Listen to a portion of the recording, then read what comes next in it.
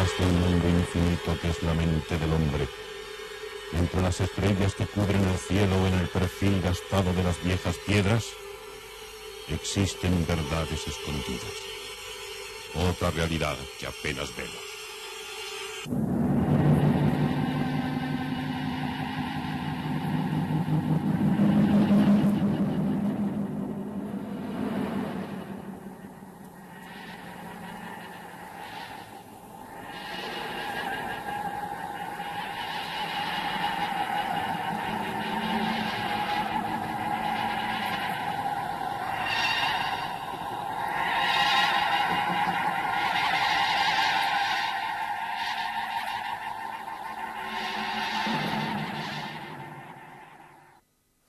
Buenas noches. Como es lógico, la isla de Pascua ha atraído desde su descubrimiento a multitud de arqueólogos, de investigadores, de buscadores de los misterios. De todos estos aventureros, de todos estos poetas de la arqueología, probablemente es Thor Heyerdahl el que más ha influido en todos los que siguieron después. Su célebre expedición, tal vez por ser la primera actual, la más importante o la más romántica, es sin duda la que más ha influido. Antonio Rivera tradujo en 1958 la obra, el libro de Thor Heyerdahl, Aku Aku, de su versión inglesa al castellano. Poco podía sospechar Antonio Rivera que 17 años más tarde las circunstancias le iban a llevar a él a ese mismo sitio, a la isla de Pascua. Hace aproximadamente un año se organizó y se realizó una expedición que Antonio Rivera capitaneó, una expedición formada por españoles y que durante algo más de 2 meses estuvo estudiando lo mucho, o parte de lo mucho que aún queda por estudiar y por descubrir en la isla de Pascua. Fue lo que ellos llamaron Operación Rapa Nui, que después se plasmó en un libro. Como es lógico, como es normal suponer, lo primero que llamó la atención y lo primero que hizo espolear la fantasía por un lado y el deseo de investigar por otro de la Operación Rapa Nui fue la presencia siempre insólita, siempre sorprendente, de esos enigmáticos seres de piedra, los moais. Una de las sorpresas con que me encontré al llegar a Isla de Pascua fue que nada era como yo había imaginado. Recuerdo aquí que yo traduje del inglés el libro Aku Aku de Thor Heyerdahl, que es uno de los libros más importantes que se han escrito sobre Isla de Pascua. Pero la realidad no correspondió en nada con lo que yo suponía. Es decir, Heyerdahl presentaba la tesis de un origen precolombino de la cultura pascuense, entroncándola con las culturas del Perú preincaico.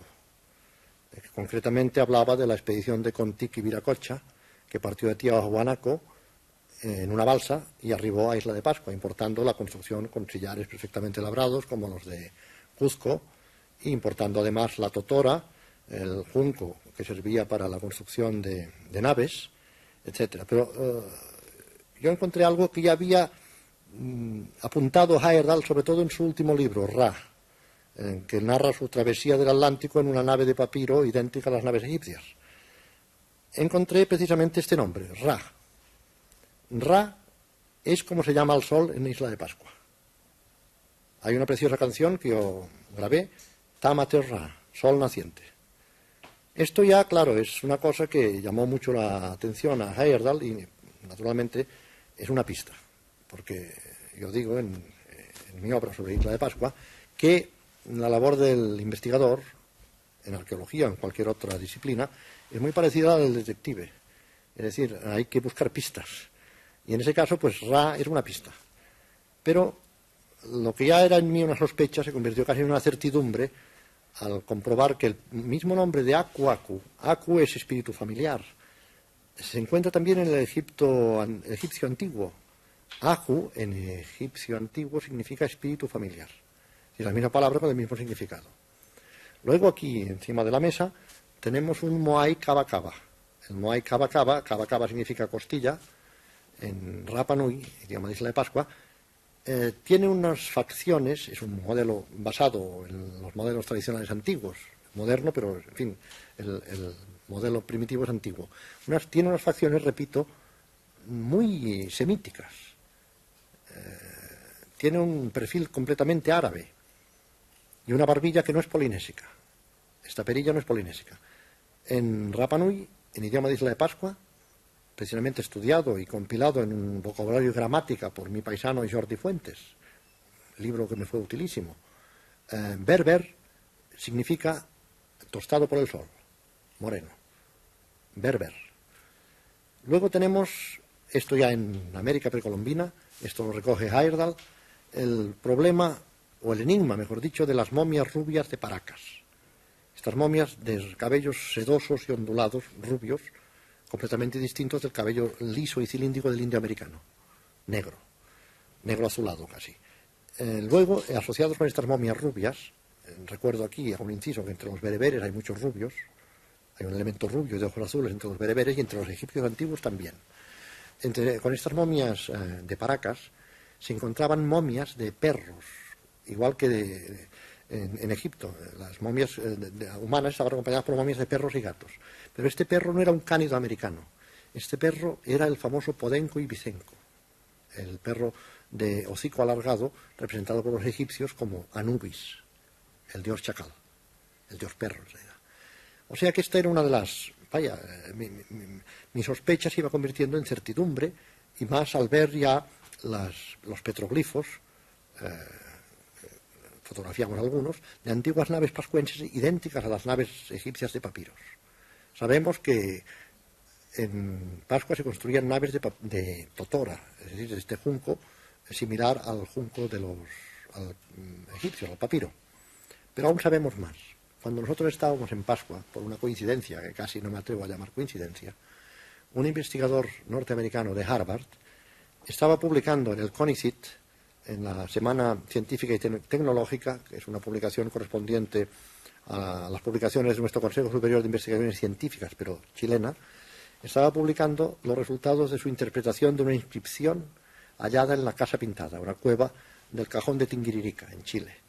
En esta inscripción, según el profesor Barry Fell, se decía que naves libias arribaron a aquellas costas en el año 211 antes de nuestra era, según el cómputo cristiano, naturalmente la fecha que se daba en la inscripción era otra, y que quien enviaba estas naves era el rey de Egipto, el faraón Ptolomeo III.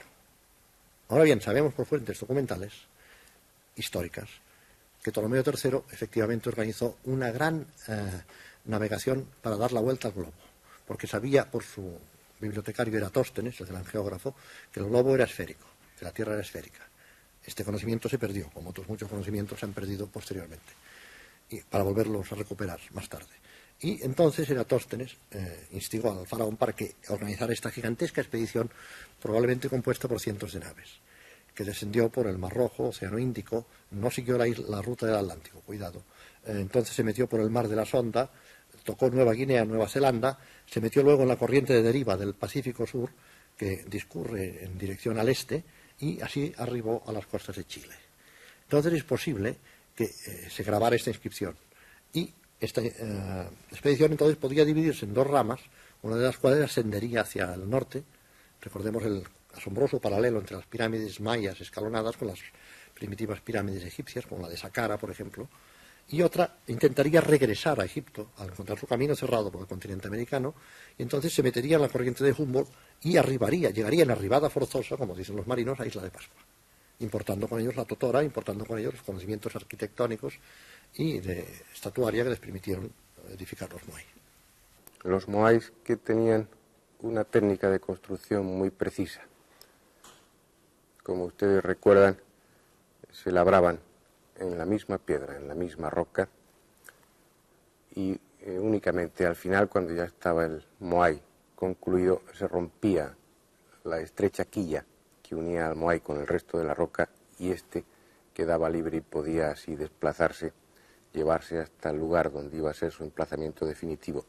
Técnica muy precisa y que se daba exactamente igual en Egipto para la construcción de esos grandes obeliscos, de esos obeliscos monolíticos de muchas toneladas de peso.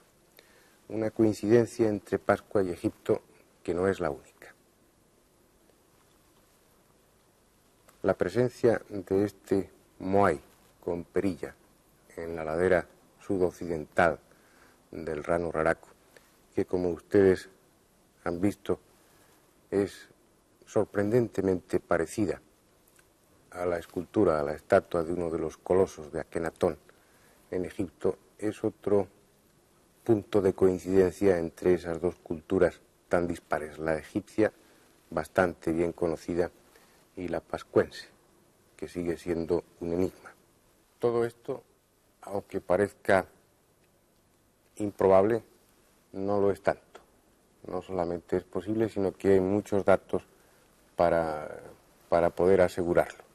Realmente los egipcios, sobre todo en la época, como dice Antonio Rivera, de Ptolomeo III, aproximadamente el siglo III antes de Jesucristo, estaban en condiciones de realizar este gigantesco periplo.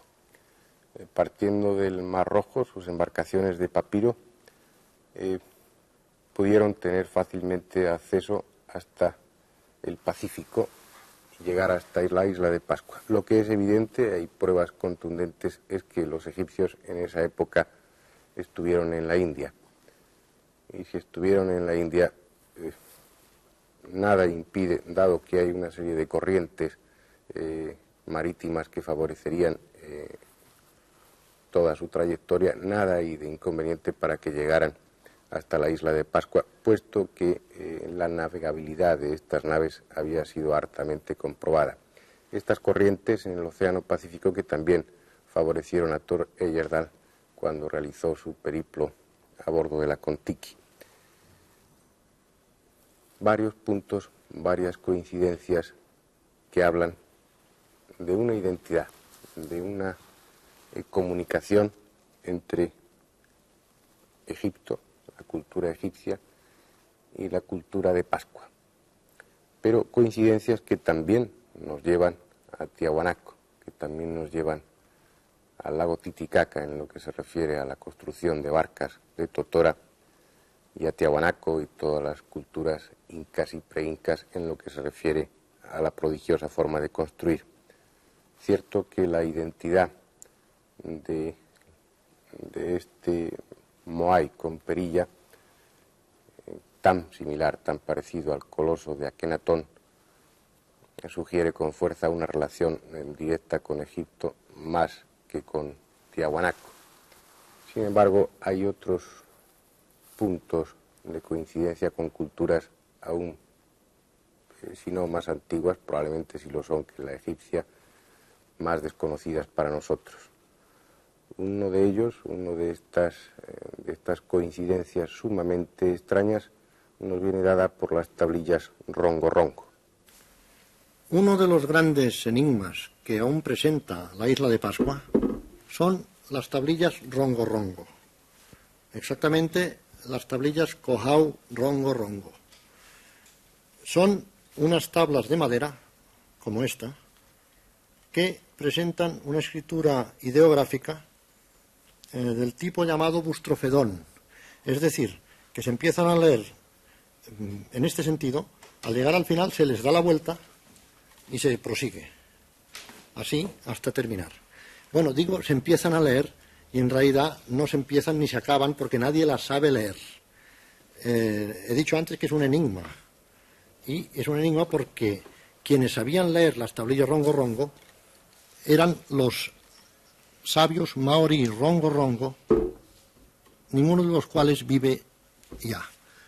Todos perecieron en la incursión de los piratas peruanos de 1862, que fue una verdadera calamidad para Isla de Pascua, pues se llevaron a la mayoría de la población cautiva a las islas del Guano para trabajar allí como esclavos, y una vez allí los pobres pascuenses expatriados contrajeron la viruela, no estaban inmunizados contra ella, no tenían anticuerpos, no tenían defensas biológicas, y el resultado fue que perecieron en su mayoría. Gracias a la intercesión del que entonces era cónsul francés en Lima, Fernando de Lesseps, el constructor del canal de Suez, fueron repatriados algunos. Estos contagiaron la viruela a los que habían quedado en la isla, hubo una verdadera mortandad y la población quedó reducida a 111 hombres y 24 mujeres. Murieron todos los sabios maorí rongo rongo.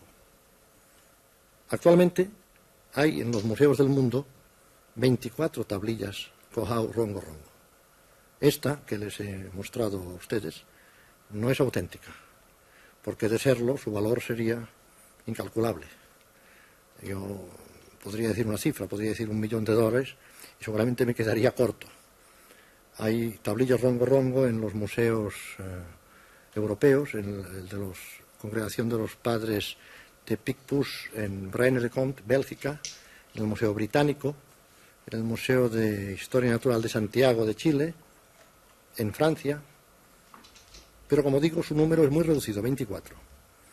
El celo evangelizador de algunos misioneros que vinieron después de los piratas peruanos condenó a la hoguera a muchas tablillas rongo rongo. Esto fue realmente lamentable porque constituyó un auto de fe. Se nos reprocha a los españoles que hicimos, en fin, verdaderas barbaridades con las obras de arte precolombinas, por ejemplo, con los códices mayas. Pero lo que se hizo en Pascua con las tablillas rongo rongo no, en fin, no le anda lejos, si es que no lo supera. Entonces, estas tablillas nos presentan un apasionante enigma. Su escritura, que vemos representada en un gráfico, es ideográfica, es decir, representa figuras de hombres, de animales, de pájaros, estrellas, y no sabemos lo que significan. En el siglo pasado, algunos investigadores, Mrs. Catherine Rowledge, el norteamericano Thompson y otros, encontraron a indígenas que pretendían leer las tablillas. Pero esta lectura se reducía casi siempre a decir, esto es un hombre, esto es una estrella, esto es un pájaro, en su idioma, en el idioma Rapa Nui. Pero claro, esto no nos lleva a ninguna parte, porque esto también lo podemos hacer nosotros. El verdadero significado se nos escapa. Quizá eran a modo de un rosario o un recordatorio de sucesos memorables. Quizá. Digo que no lo sabemos.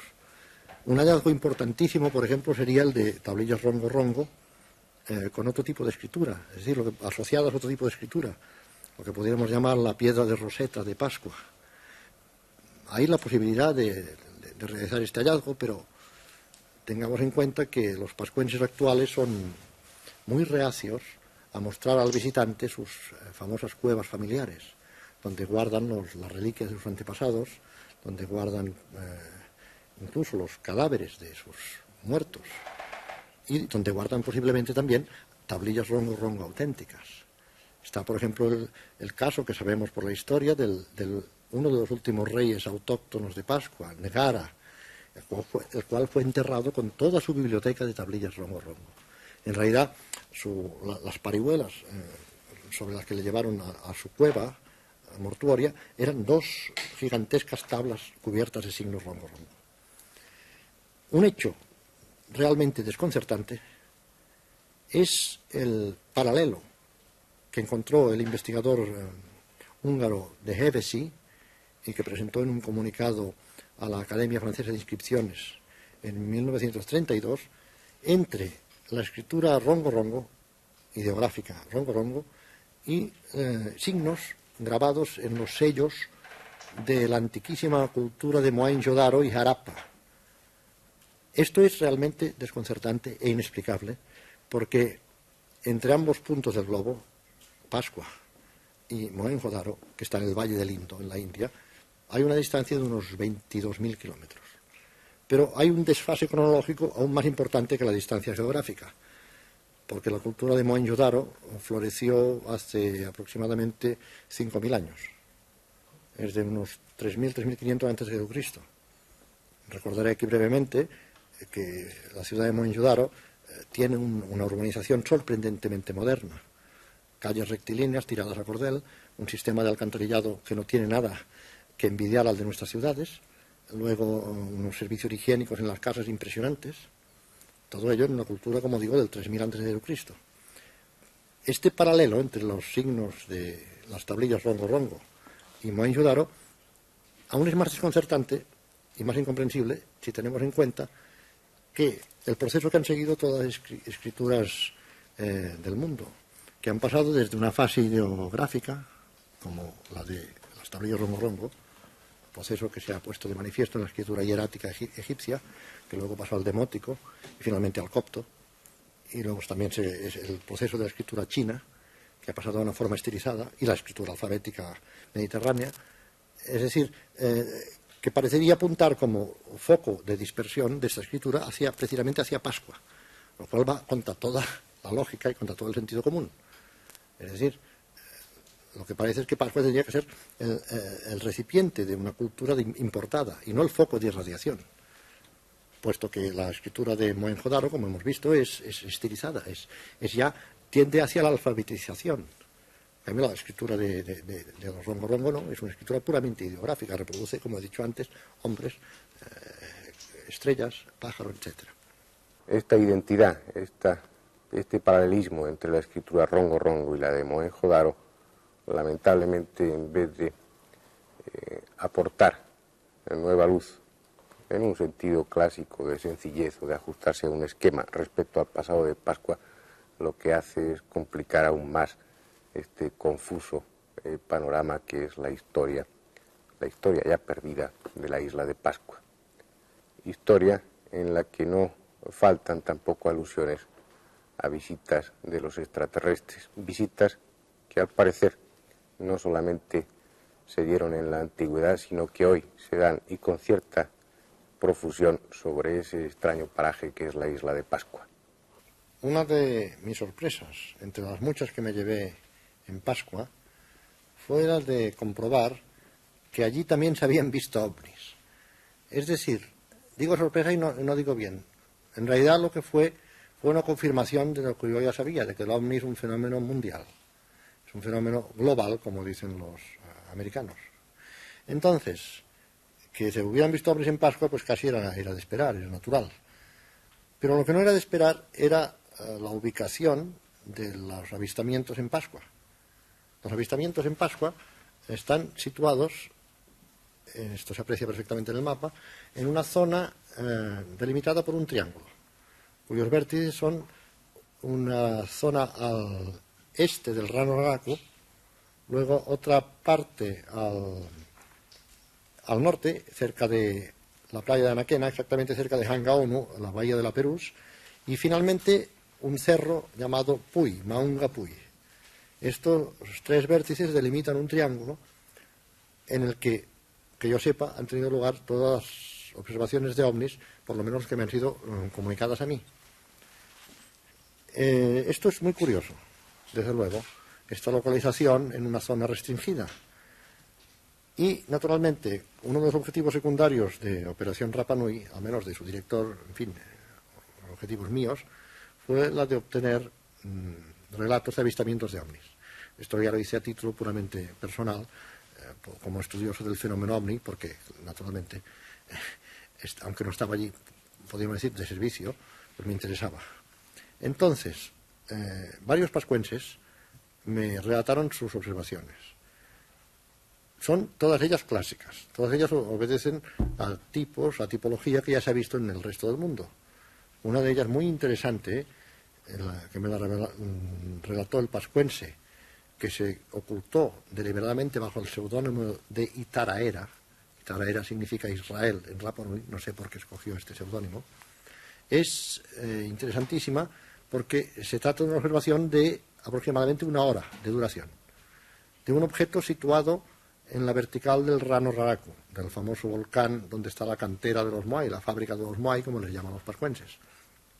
Y parece tratarse de lo que los ufólogos llamamos una nave portadora, es decir, un gran objeto del que entraban y salían objetos más pequeños.